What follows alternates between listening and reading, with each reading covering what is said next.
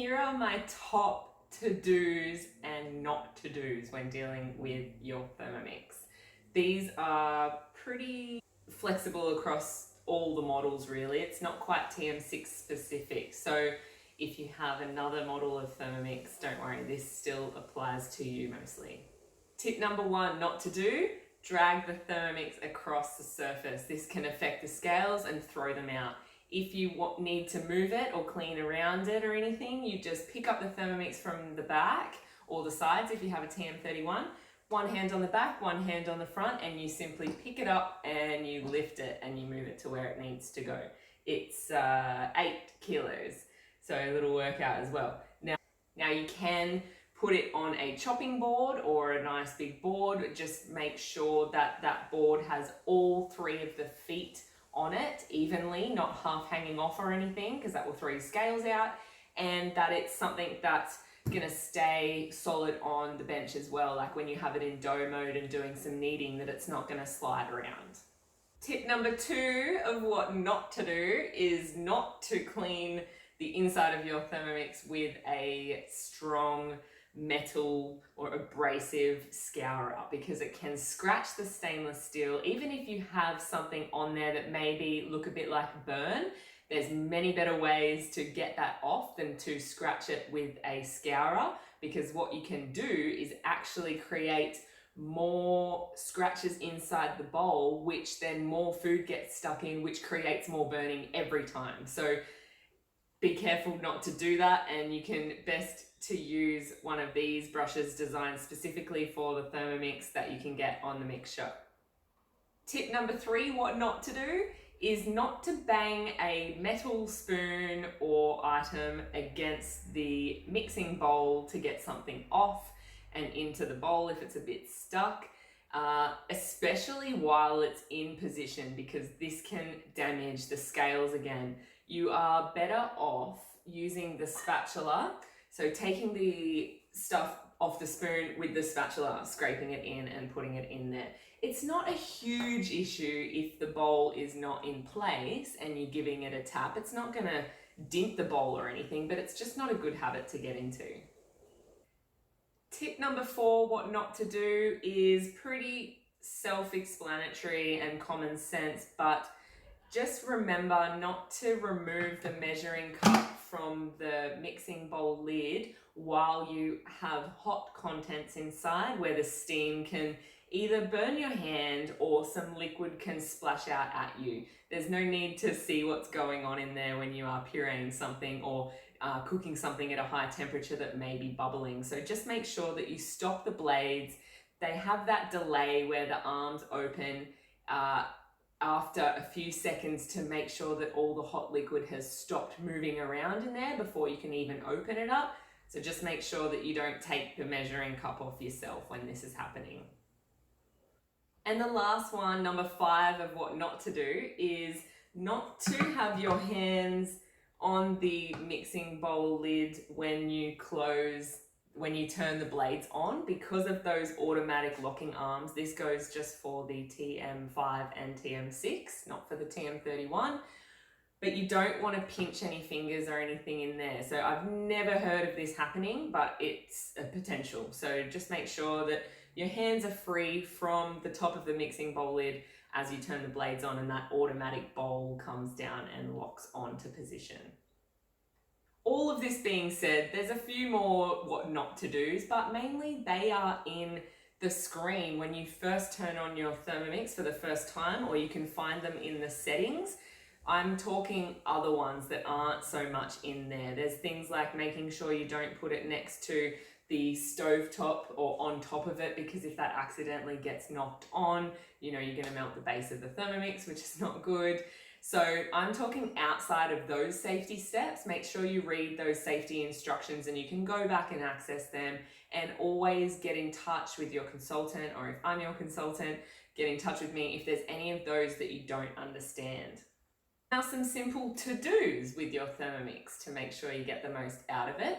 And I do have a separate hints and tips and tricks, so this is not really those, but definitely go find that video, because that gives you all my best hints, tips and tricks. But this one's just kind of best practice. So things like making sure that you use a nice soft cloth to wipe the outside and the screen.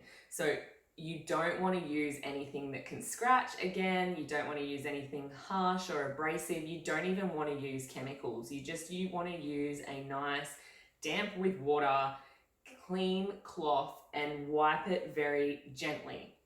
Not hard, because you might find that your Vorwerk signs and your Thermomix lettering, or if you have the TM31, the numbers on the side, they will wear away if you scrub this too hard. So just be careful and mindful of that.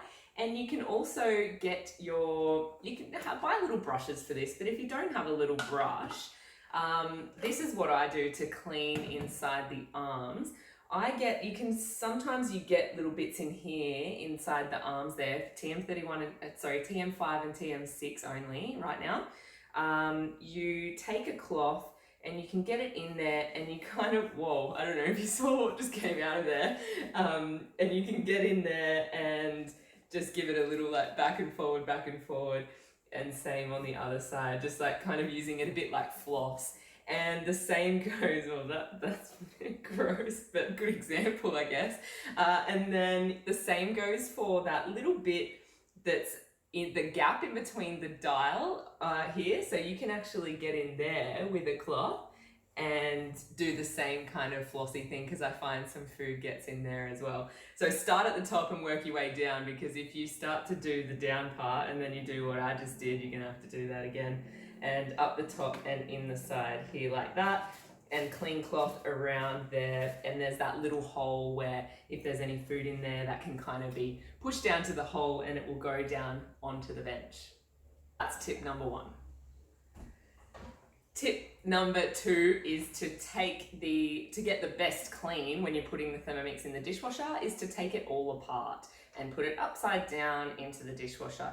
And unless this part, the base, has come into contact with the food, I generally leave this out. I take that off, I put that in the dish drainer, and then I put the blades with the cutlery and the Thermomix bowl upside down, and you get a really nice, clean, all thoroughly through. The 3 kind of following on from that point is that if you have put it in the dishwasher and you are going to be using it straight away, or you're unpacking the dishwasher, generally you will have a bit of a pool of water around the pins on the bottom there. Just make sure that you get a little tea towel in and you dry the pins off before putting it back down into the Thermomix appliance. And if the machine is on and you're using it at the time, it will come up with a message. This is the TM6, maybe the TM5 does it too, I can't remember, that it will tell you, I think it does in the TM5, to clean the pins or to dry the pins, and it can sense that they're wet. But if the machine's off and you're just unpacking the dishwasher or putting it back in straight from the sink, making sure they're dry, because obviously it's off, it won't be able to tell you. So just being mindful of that. There's no problem with them getting wet. They just need to be relatively dry before going back in, because that's the connectivity between the appliance and the bowl itself.